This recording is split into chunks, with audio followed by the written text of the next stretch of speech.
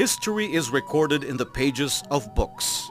Truthfully, however, history is written in the hearts and minds of people. The same is true with the Benguet Electric Cooperative Incorporated, or BENECO, because its history is written by the women and the men who have lived by the sweat of their brow and shed tears of fury as well as victory. This is the same electric cooperative that has spurred the development of Baguio City and the 13 towns of Benguet by providing continuous and reliable power supply even in the most remote areas of the province. BENECO was organized and registered as a non-stock, non-profit service-oriented electric cooperative on October 5, 1973. The former National Electrification Commission granted BENECO the sole franchise to operate an electric light and power service in Baguio and Benguet Province for 50 years. Only the central portion of Baguio had electricity supplied by the Asin mini hydroelectric plants built by the Americans before World War II. Poblacion La Trinidad was lighted by the Benguet Development Corporation, and small portions of Itogon and Tuba were supplied by the Rural Power Corporation. This were subsumed under BENECO in January 1974 by virtue of Presidential Decree 269. By 1980, as BENECO marked its 7th year in the rural electrification movement, 10 of the 13 towns were energized. BENECO also started accumulating arrears with the National Power Corporation, mainly because two floundering mine firms were not paying their power bills. As the books of finances of the co-op took a downturn, the Aboitiz group of companies submitted a formal offer to manage and operate BENECO on June 5, 1986. This was made to appear as a legitimate management contract with NEA, but it was in essence a takeover of an established, working and lucrative public utility by a corporate capitalist, and thus began a protracted conflict that even reached the Supreme Court. In 1986, during the EDSA revolution, BENECO employees fought off privatization attempts by the Aboitiz group. BENECO women and men took to the streets carrying protest placards with the message, "BENECO Milking Cow of BENECO Board." They were protesting against unnecessary expenditures, questionable contracts, and many meetings to collect per dime. The rank and file then believed that these activities were detrimental to the survival of BENECO. 4 years later in 1990, BENECO employees, both men and women, mettle was again tested. It was a year of guns, barricades, and a killer quake.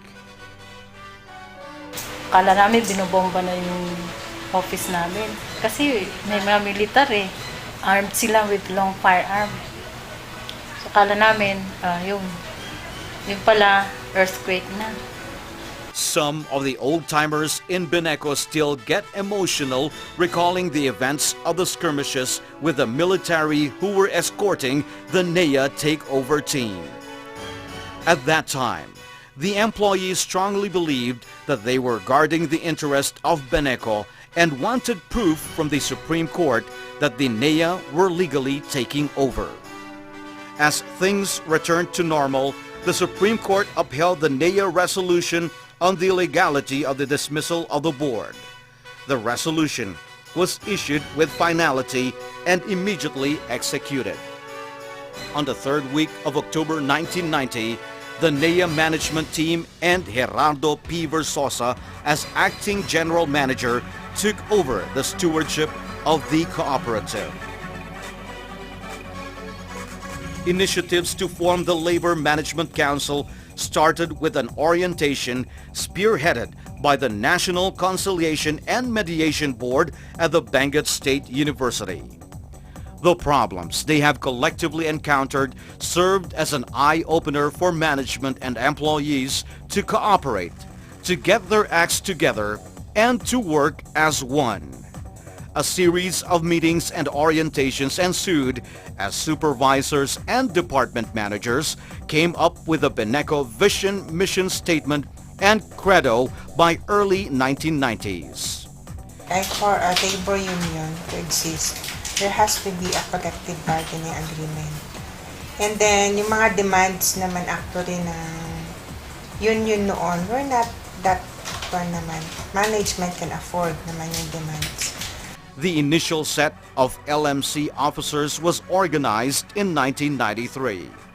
Their main objective was to support efforts of management to improve Beneco's operational efficiency and financial viability to regain the cooperation and trust of its member consumers. With the LMC, we try to define what we want.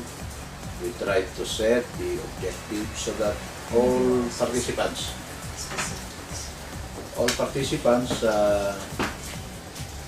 will know their role, will understand their contribution.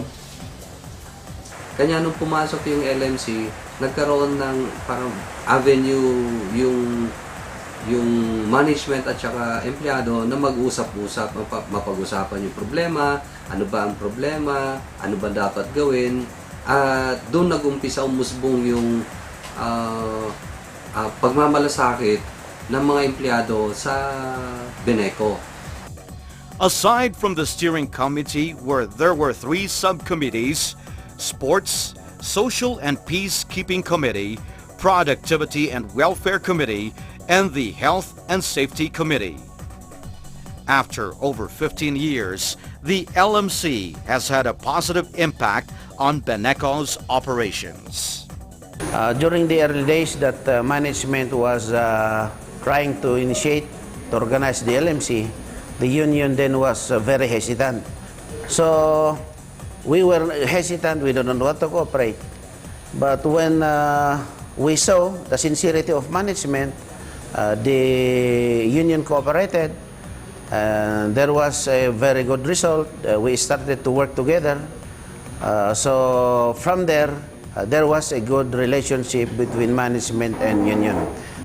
There is a high degree of consumer satisfaction and minimal consumer complaints due to quality service, reliable power, and competitive rate due to efficient operations. For labor management relations, there has been no strike notices nor lockouts because the minimal number of grievances are sorted out quickly. Issues and problems are resolved through consensus or by voting if no compromise is reached. CBA negotiations are not difficult because the Beneco Labor Union is not affiliated with any outside organization. Hence, management and labor easily come to terms. Sa figures, as to yung result ng operations from the time na pirmahan yung CBA in year 2000 and up to now, makikita natin na umaangat yung standing ng Beneco, considering na as to sa NEA categorization, we were able to attain yung Class A plus actually na category.